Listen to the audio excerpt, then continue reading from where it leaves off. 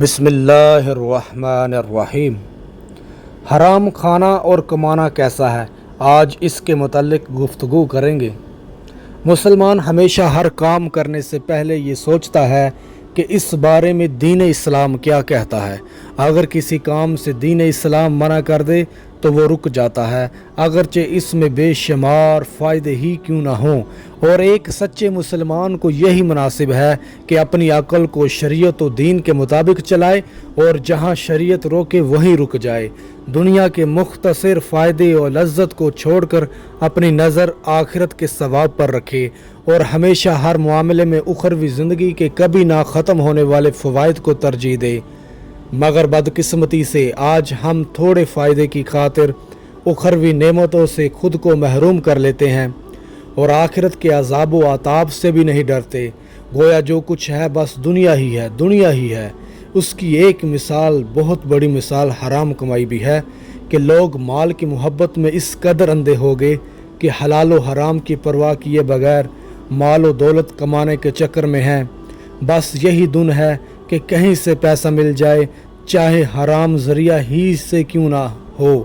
یاد رکھیے، حلال کمایا ہوا تھوڑا بھی ہو تو اللہ پاک اسی میں ایسی برکت ڈال دیتا ہے کہ اس تھوڑے سے بھی کام چل جاتا ہے، اور حرام مال زیادہ ہو تو بھی کفایت نہیں کرتا۔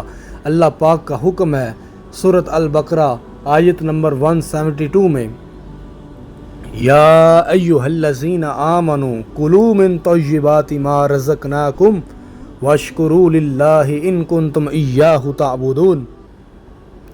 اے ایمان والو، کھاؤ ہماری دی ہوئی صاف اور ستھری چیزیں اور اللہ کا احسان مانو اگر تم اسی کی عبادت کرتے ہو۔